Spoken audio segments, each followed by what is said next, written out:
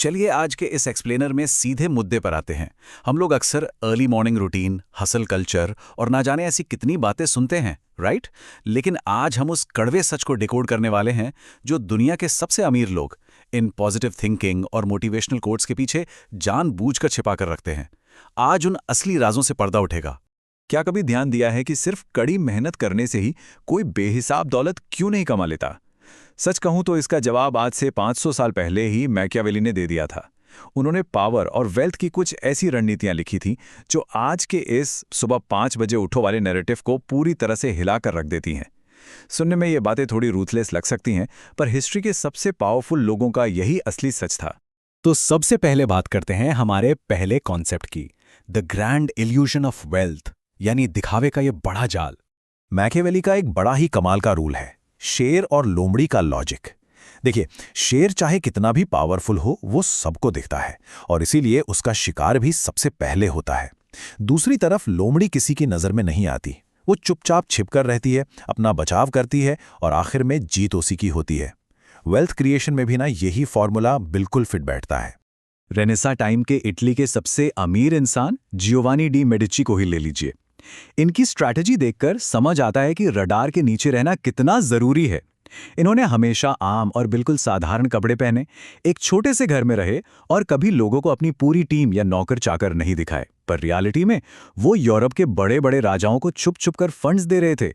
किसी की नजर में ना आने की वजह से वो दूसरों की जलन और दुश्मनी से हमेशा बचे रहे, जो हमें हमारे अगले प्रिंसिपल पे लाता है, द आर्ट ऑफ कंसीलमेंट, खुद को जानबूझकर कमजोर दिखाने की कला।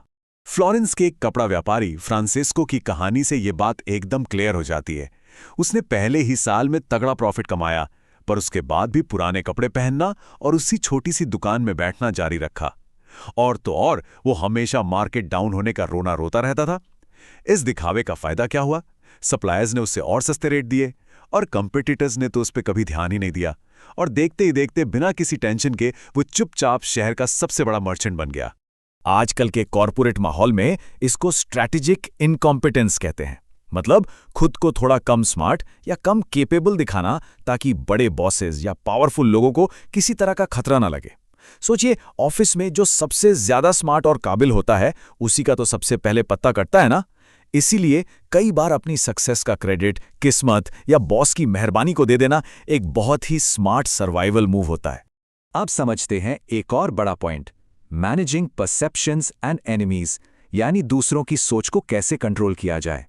मुंबई के एक स्टार्टअप फाउंडर की ये मॉडर्न स्टोरी सुनिए, बिल्कुल मैकियावेली की वार्निंग का परफेक्ट एग्जाम्पल है। इस फाउंडर ने अपनी 100 करोड़ की वैल्यूएशन का बड़ा जश्न मनाया, रेवेन्यू नंबर शो ऑफ किए और पार्टी में बढ़ चढ़ के बातें की। रिजल्ट? उसी के सीटीओ ने कंपनी छोड़ दी और पूरा बिजनेस मॉडल चुरा लिया। इन्वेस्टर्स का प्रेशर बढ़ गया और सिर्फ 2 साल के अंदर वो कंपनी पूरी तरह से बैंकरप्ट हो गई। सच ही कहते हैं, सबसे बड़ा दुश्मन अक्सर वही होता है जो आपके साथ टेबल पर बैठकर आपकी ये सारी बातें सुन रहा होता है।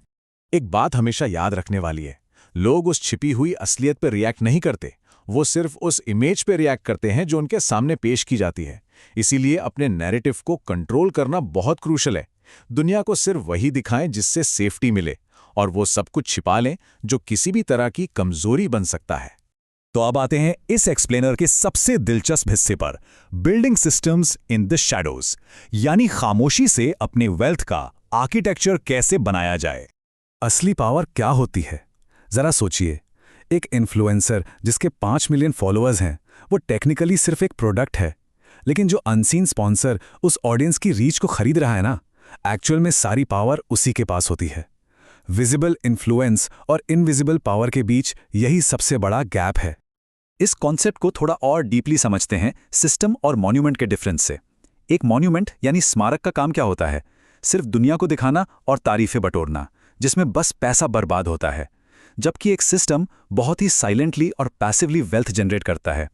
हिस्ट्री उठाकर देख लीजिए, जिन परिवारों ने दिखावे के लिए बड़े बड़े महल बनवाए, वो कुछ ही पीढ़ियों में बर्बाद हो गए, पर जिन्होंने चुपचाप ट्रेड रूट्स कंट्रोल किए, उन्होंने ऐसे अंपायर बनाए जो सदियों तक चले। मतलब फरारी, रॉलेक्स या लग्जरी बंगले खरीदना, ये सब मॉन्यूमेंट्स हैं। ये बहुत शोर मचाते हैं और लगातार आपका पैसा खाते हैं। इसके बिल्कुल ऑपोजिट सिस्टम्स जैसे डिविडेंड पोर्टफोलियो या पैसिव इनकम स्ट्रीम्स बैकग्राउंड में एकदम साइलेंट रहते हैं।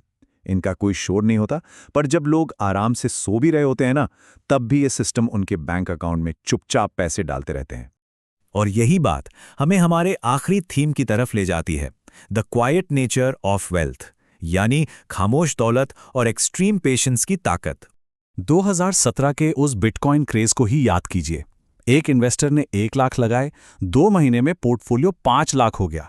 फिर क्या था, एक्साइटमेंट में सोशल मीडिया पर स्क्रीनशॉट्स पोस्ट कर दिए।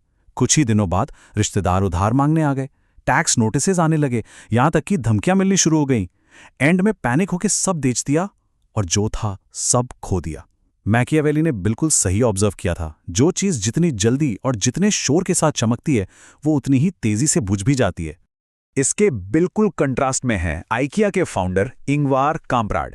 58 बिलियन डॉलर्स की नेटवर्थ थी इनकी। फिर भी एक 15 साल पुरानी वॉल्वो चलाते थे, हमेशा इकोनॉमी क्लास में ट्रैवल करते, ग्रॉसरी के लिए डिस्काउंट कूपन यूज करते और सस्ते स्ट्रीट फूड खाते। एक आम मिडिल क्लास इंसान का दिखावा करके उन्होंने अपनी उस बेहिसाब दौलत को दुनिया की बुरी नज़र, जलन और अनचाही उम्मीदों से पूरी तरह बचा कर रखा। पैसा शोर मचाता है, दौलत खामोश रहती है। ये एक ऐसी डीप लाइन है जो इस पूरी मैकियावेलियन फिलॉसफी का बिल्कुल परफेक्ट निचोड़ है। अगर फाइनेंशियल सेफ्टी और ट्रू वेल्थ की बात करें तो सब कुछ बस इसी एक कोट में छिपा है। तो इस एक्सप्लेनर को रैप अप करते हुए एक बहुत ही जरूरी सवाल छोड़कर जाना चाहूंगा। क्या अल्टीमेट गोल लोगों से सिर्फ तारीफें और वैलिडेशन पाने के लिए एक मॉन्यूमेंट खड़ा करना है, या फिर एक ऐसी आज़ादी के लिए साइलेंट सिस्टम बनाना है जो हमेशा साथ दे? इस बात पर आज शांति से बैठकर जरूर सोचिएगा।